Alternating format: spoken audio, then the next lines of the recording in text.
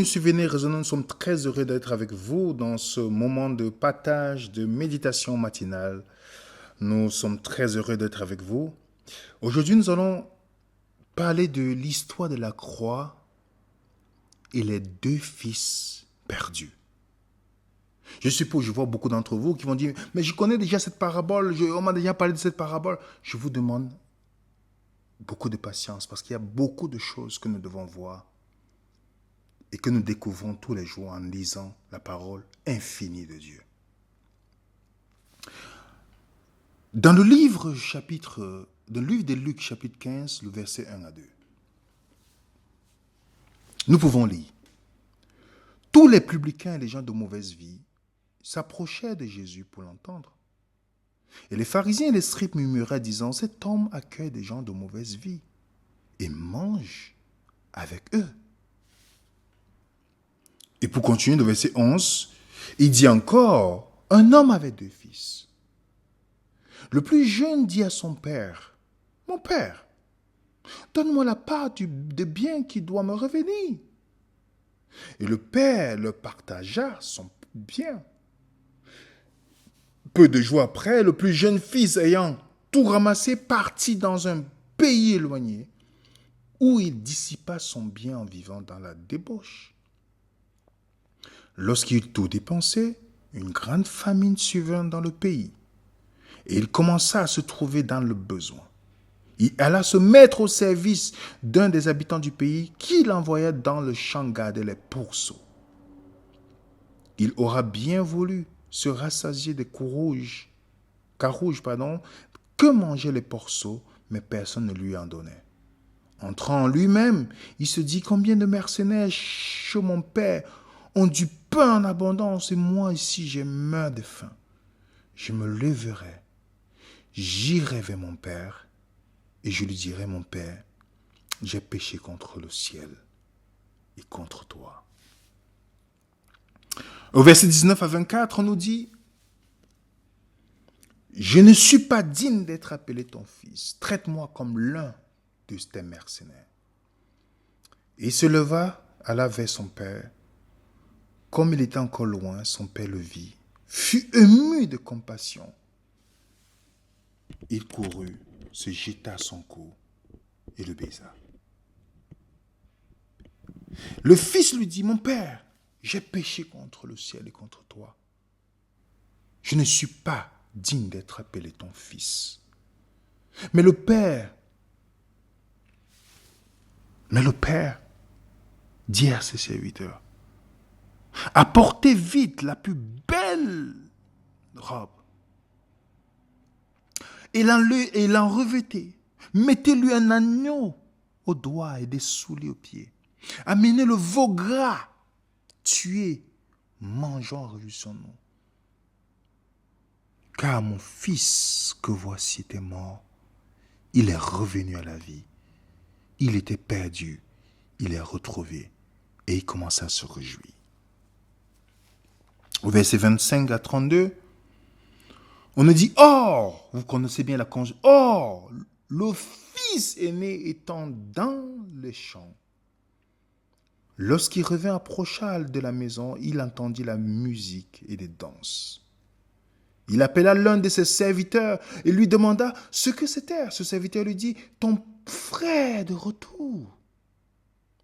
Parce qu'il l'a retrouvé en bonne santé, ton père a tué le veau gras. Il se mit en colère et ne voulut pas entrer. Son père sortit, le pria d'entrer. Mais il répondit à son père, voici, il y a tant d'années que je te sers, sans avoir jamais transgressé tes ordres.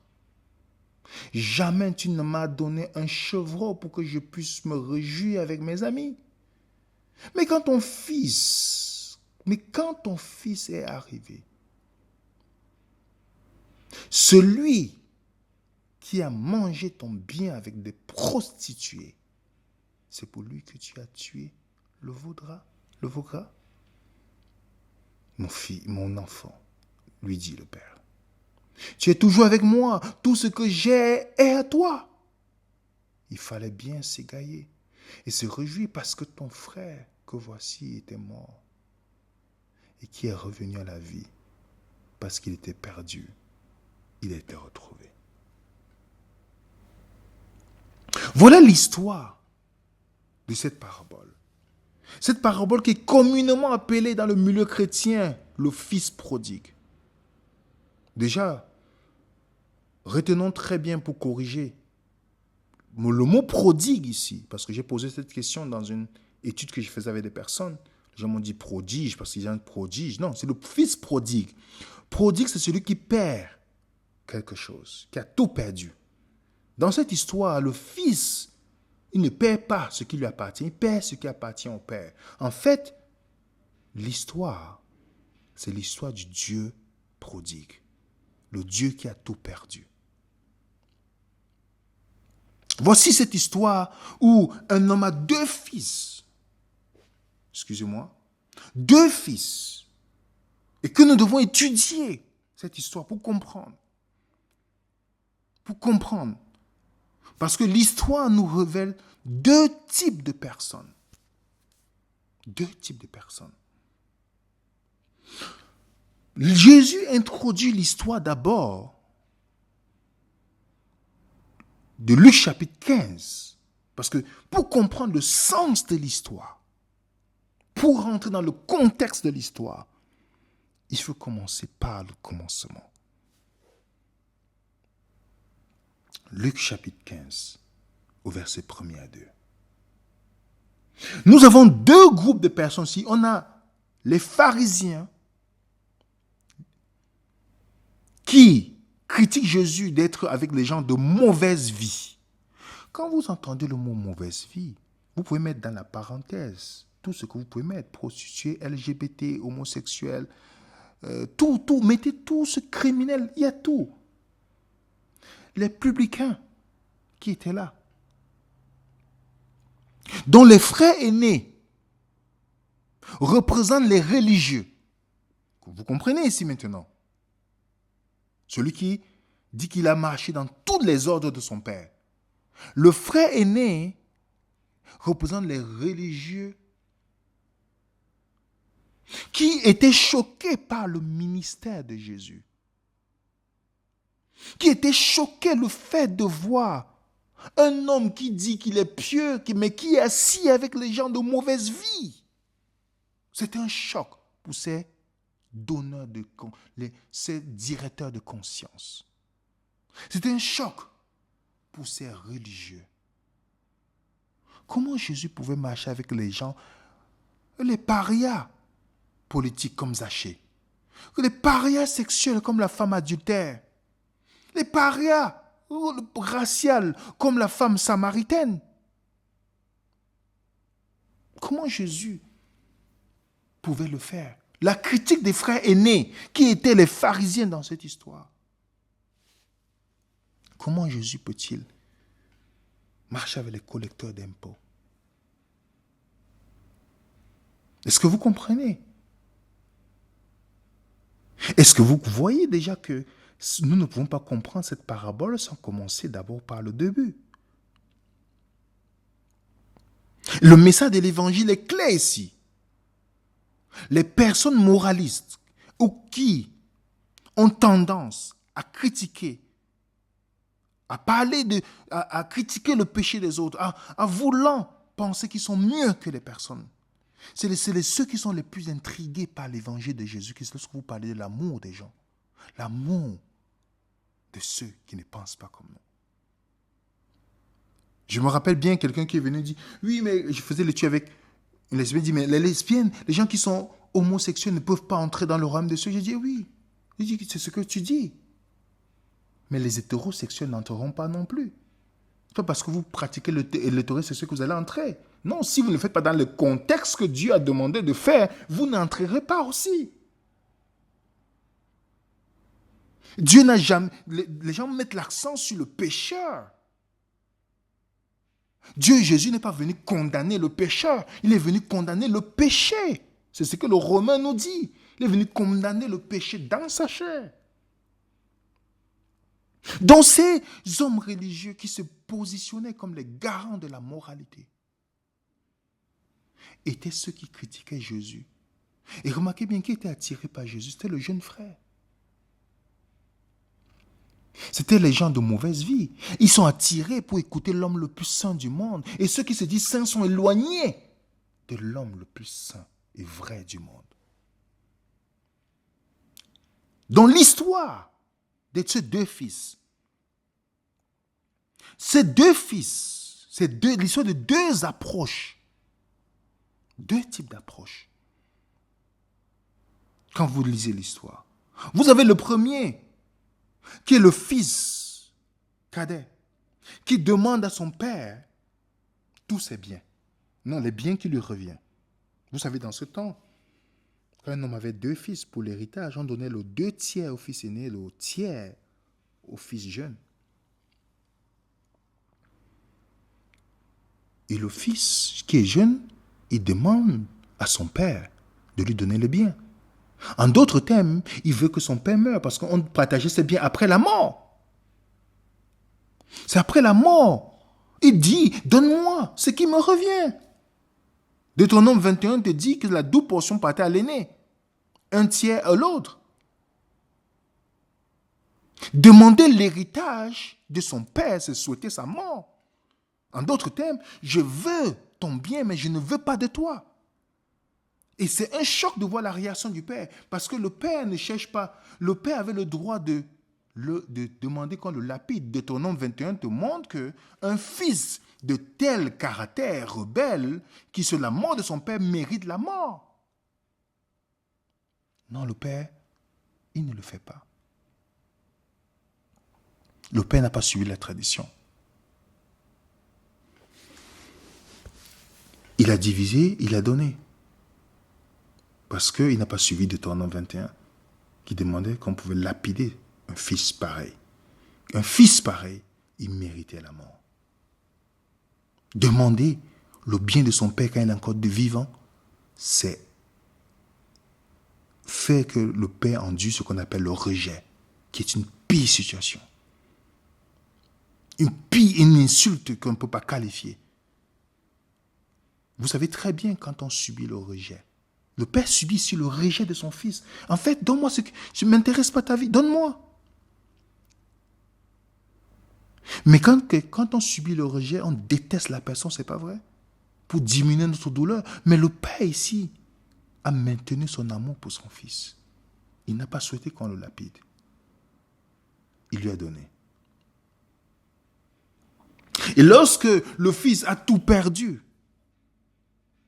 lorsqu'il est parti faire tout ce qu'il fallait, avec sa jouissance, en disant qu'il peut vivre sa vie, je vis comme je la ressens. Est-ce que vous avez vu le père aller lui faire les sermons tout le temps pour lui dire non?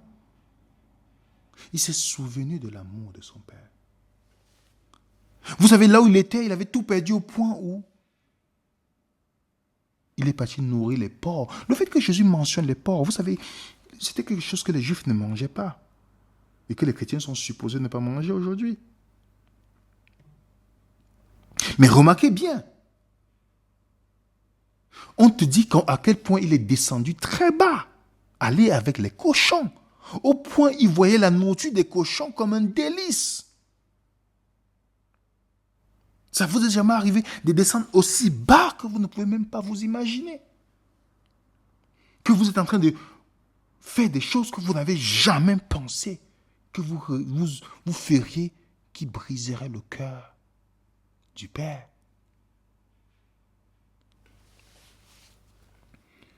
Et le voilà qui commence à préparer son discours.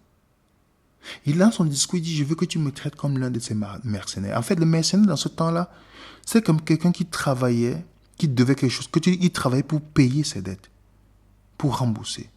Il prépare son speech, son discours pour dire, je vais aller, il faut que j'aille voir le Père, il va faire ceci, je vais lui dire, oui, fais-moi, traite-moi comme ceci.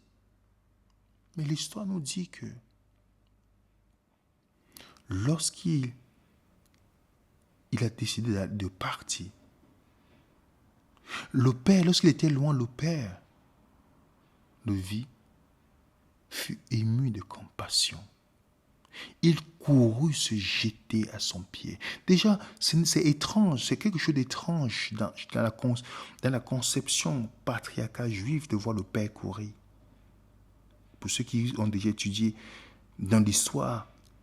Mais ici, on a un père qui a subi un rejet énorme.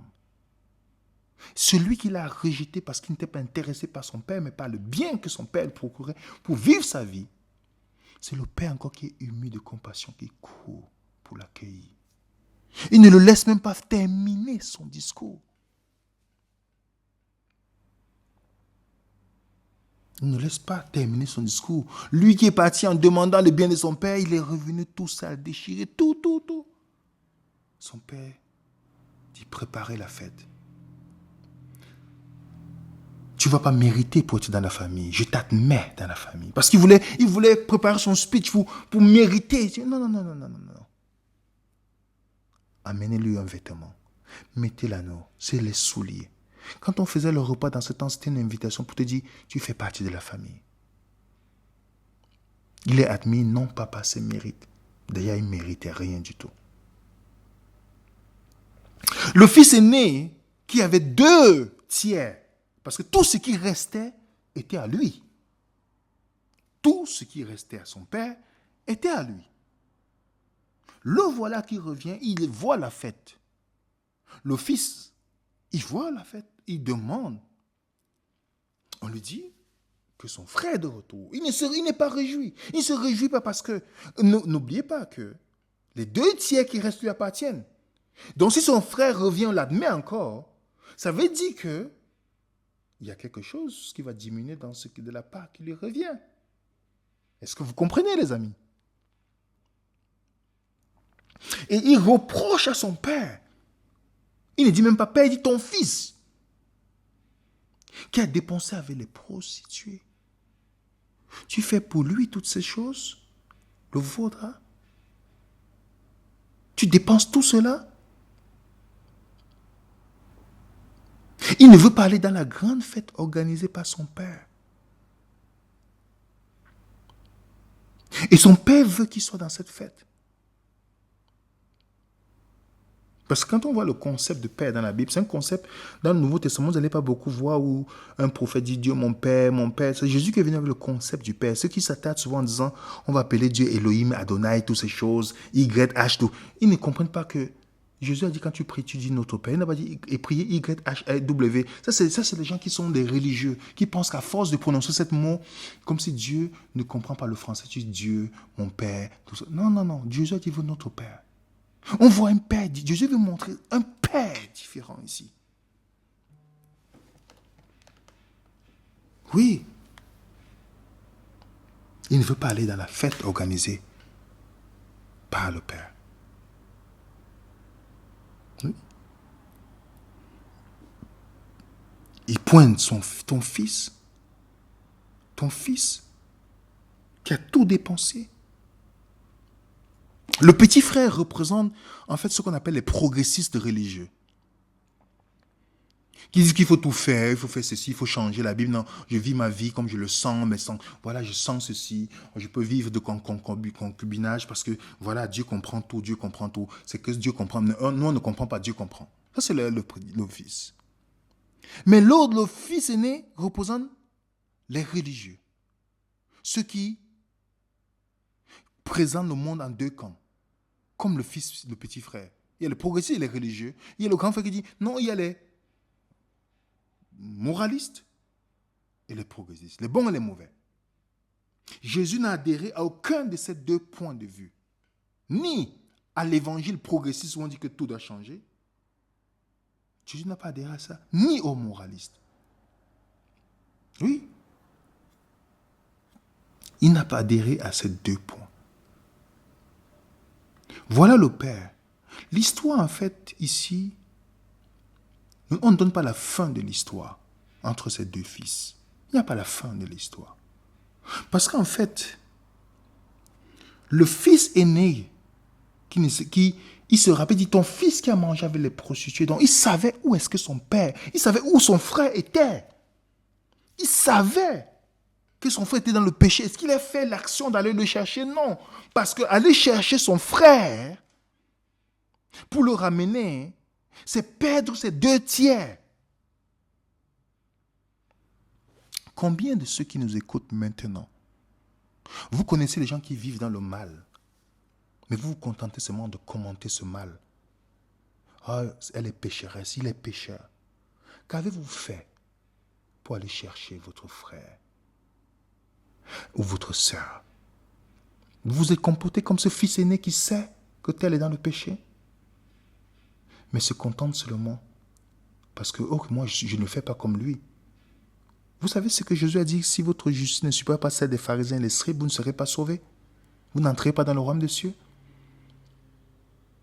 Le fils aîné a dit, moi qui j'ai toujours été obéissant, j'ai entendu une fille qui a déclaré à l'époque, je ne sais pas si elle est mariée aujourd'hui, à Montréal, déclaré, parce qu'elle avait vu une nouvelle convertie qui était venue dans la foi et qui a trouvé un mari rapidement. La fille a carrément déclaré que ça fait des années que je sais, Dieu ne m'a même pas donné un mari.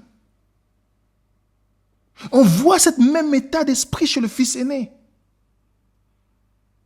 Donc il y a beaucoup de personnes qui pensent qu'ils sont en train de rendre une faveur à Dieu, alors en conséquence, Dieu doit les bénir. Quelle vision erronée. Il y a des gens qui pensent que parce qu'ils donnent ce qu'on appelle dîme, avec les fonds de placement, que Dieu va les bénir. Vous regardez cette conception du christianisme. Bill Gates n'a jamais donné la dîme, en ce que je sache. Vous êtes les riches de ce monde. Il y a des gens qu'on leur fait croire, que leur pasteur, entre guillemets, leur fait croire, mentalement, que s'ils font un fonds de placement, ils font ceci, ils seront bénis en retour. Vous savez quelle religion on vous présente? Sortez de l'émotion. Oui, j'ai eu à donner tel mois, j'ai été béni. Sortons de l'émotion. Allons dans quelque chose qui est concret. Qui mérite la bénédiction de Dieu ici? Qui peut acheter la bénédiction divine? C'est une question qu'il faut se poser. La vision du frère aîné, c'était cette vision. Le salut est gratuit. Il y a des gens qui réussissent même à mettre le lien entre la dîme et le salut et le sabbat. Il y a des gens qui disent ça. Tout ça pour tirer des cheveux, pour vous amener dans la peur, pour vous dire, si vous faites ça, vous allez avoir ça. Les amis, la bénédiction de Dieu ne peut être achetée. Personne, vous et moi, ne mérite la bénédiction de Dieu. Donc si vous faites la cause de Dieu, ou vous faites quelque chose pour Dieu, pour espérer la bénédiction en retour, je ne vous conseille pas le christianisme. Et le fils aîné, les deux, comprenez déjà que Jésus-Christ introduit cette parabole, il donne 3 paraboles. Dans Luc chapitre 15, verset 1 à 2, après Luc chapitre 1, verset 15 à 2, il donne 3 paraboles. La parabole de la brebis perdue qui représente ceux qui sont perdus mais qui savent le chemin de retour. Remarque bien, le berger part chercher cette brebis dans Luc chapitre 15, à partir du verset 3. Il ne fait pas de reproche à la brebis. Il met la brebis, il la porte. Il ne tire pas la corde pour dire, bon, tu vas marcher, tu vas souffrir en retournant. Non, il se réjouit. Ça montre les premières personnes qui sont perdues mais qui ne connaissent pas leur retour. Il part le chercher. Est-ce que ça vous est déjà arrivé de voir les gens qui sont des pécheurs? Vous êtes partis, vous ne vous mettez pas aux côtés des gens qui vont, non, qui jugent, non, vous partez chercher la personne, comme Christ. Et si vous partez chercher, vous n'êtes pas aux côtés de la majorité.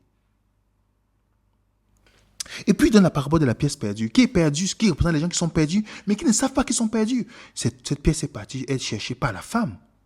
Vous remarquez bien, il y a toujours l'action de chercher. Mais la parabole du fils prodigue, la parabole du fils prodigue pour retourner à la maison, il n'y a personne qui part chercher, c'est lui qui revient. Qu'est-ce que ça nous dit dans l'histoire, les amis? Déjà, la conception de ces 2 fils, c'était une conception erronée de Dieu. Je peux vivre ma vie comme je veux, ou le moraliste, je veux faire ceci pour obtenir. C'est faux. C'est une conception erronée. Les deux fils,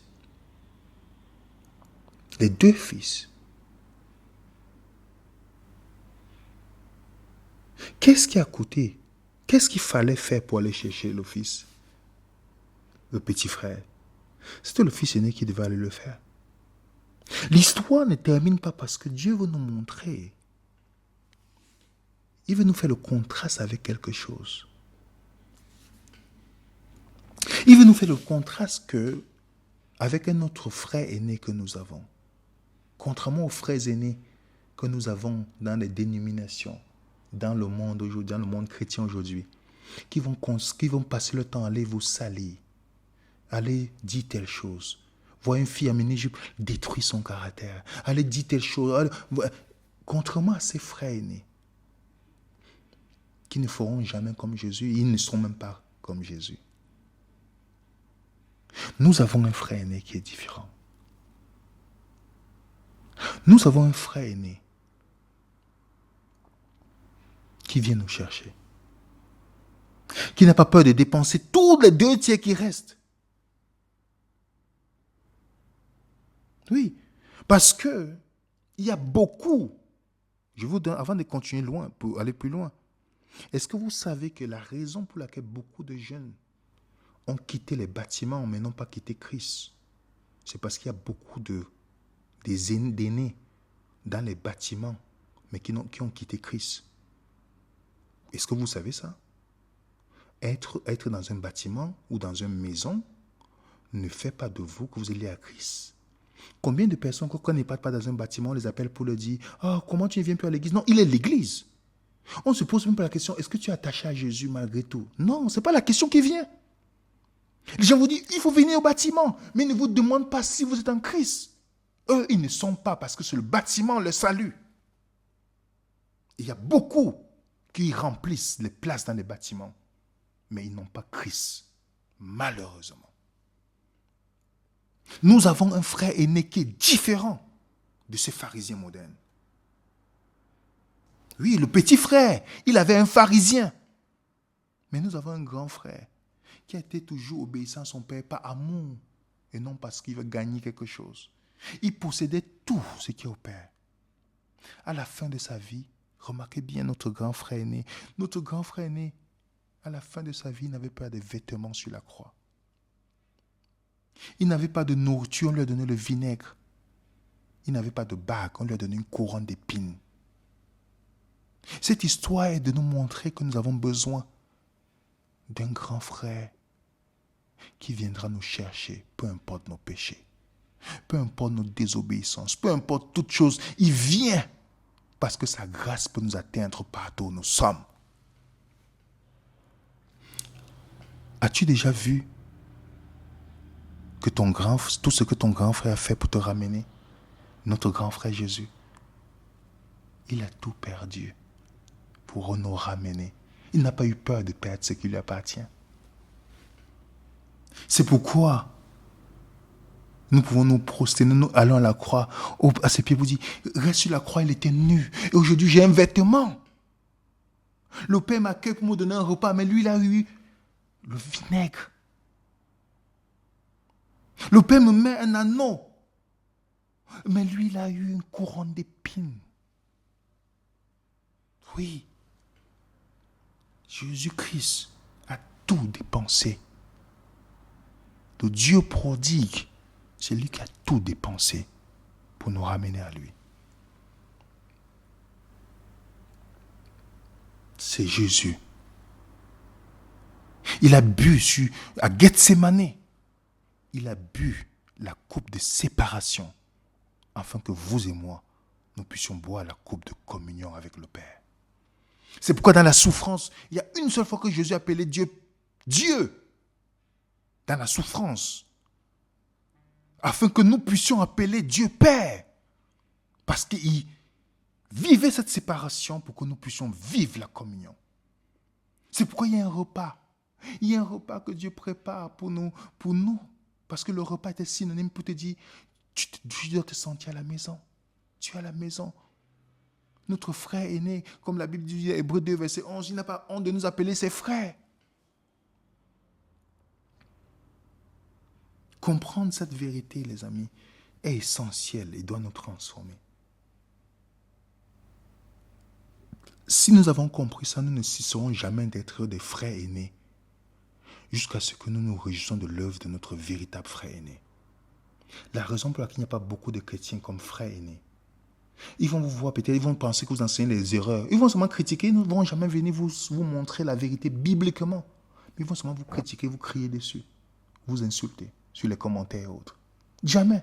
Ils n'auront parce que ils n'ont pas encore accepté le vrai frère aîné. Ils vont vous voir dans le péché. Mais ils seront des moralistes. Ils ne viendront jamais pour vous dire, je vais tout donner pour que mon frère ou ma soeur revienne. Oui. C'est pourquoi Jésus a déclaré dans Matthieu 8, verset 11, « Je vous déclare que plusieurs viendront de l'Orient, de l'Occident, et seront à la table avec Abraham, Isaac et Jacob dans le royaume des cieux. » C'est ça ton futur, c'est ça le mien. Qu'est-ce que nous pouvons devenir si nous savons que nous avons un frère aîné comme Jésus?